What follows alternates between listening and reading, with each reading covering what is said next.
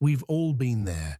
You tell a team member to just use the last contract as a base, and 20 minutes later, you realize they've accidentally edited the original master file, left the old client's address in the header, and somehow changed the font to Comic Sans. It's a mess, it's unprofessional, and frankly, it's a waste of your time.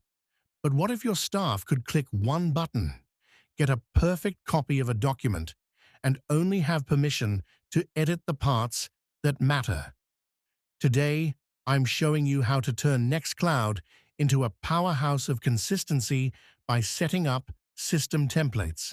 No more save ours disasters, just a clean, automated workflow. First, let's talk about the magic folder. By default, Nextcloud looks for a folder specifically named Templates. If you don't see one, we're going to create it. Create folder named Templates.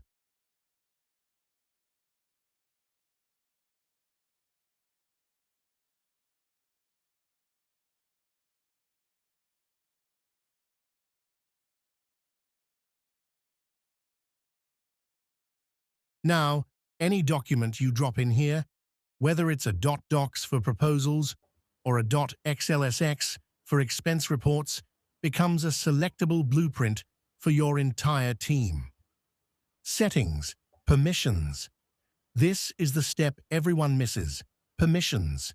You want your staff to use the template, but you don't want them to change the master.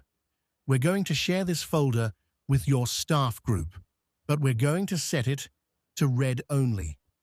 This ensures that when they go to the plus icon in their own folders, they see your beautiful master file, but Nextcloud forces them to create a new copy in their current location.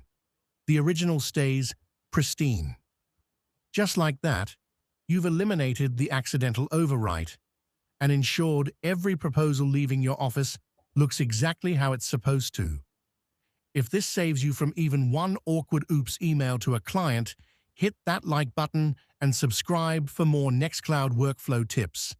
Let's get your cloud organized.